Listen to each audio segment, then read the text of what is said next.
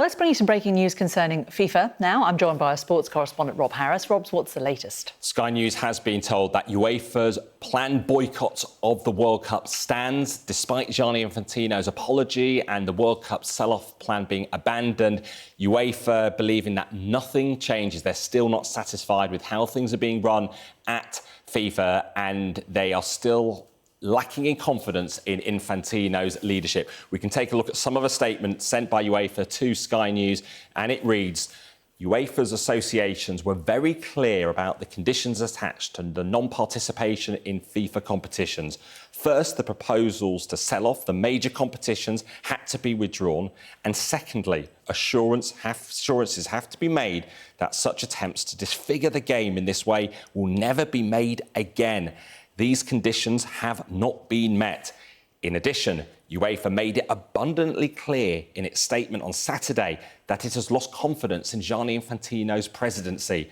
That position holds. Yesterday's announcement that some people employed by the FIFA president and whose careers depend on his favour agree with him changes nothing.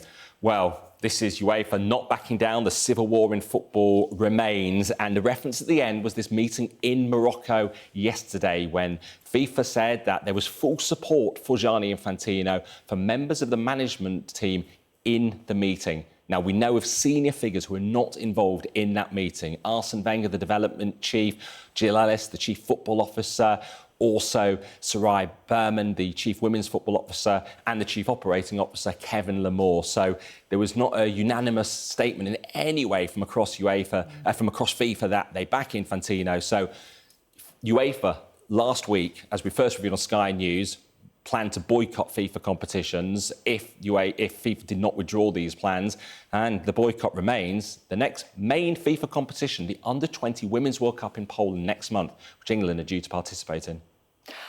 So this doesn't change anything in terms of how UEFA feel.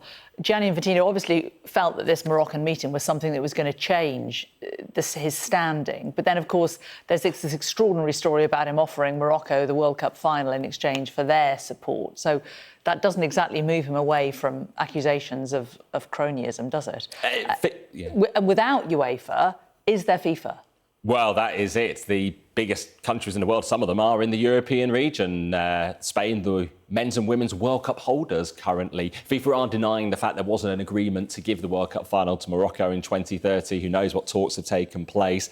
Infantino's trying to save his presidency and fighting on. That was very much the defiant message, and also taking on his critics. It's something he does very often. He did it last week before withdrawing the project, blaming the media, saying it wasn't selling off the World Cup. Yesterday, effectively telling those scrutinising FIFA to stop it and that they'll go after them if they continue with unfair attacks in many ways.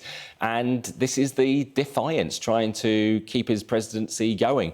There are meetings today involving the African and South American confederations, we believe, as well. They are very much heartlands of Gianni Infantino. But UEFA, where once Gianni Infantino was Secretary-General, it was UEFA who chose him to run for the president after Sepp Blatter was brought down. He won in 2016.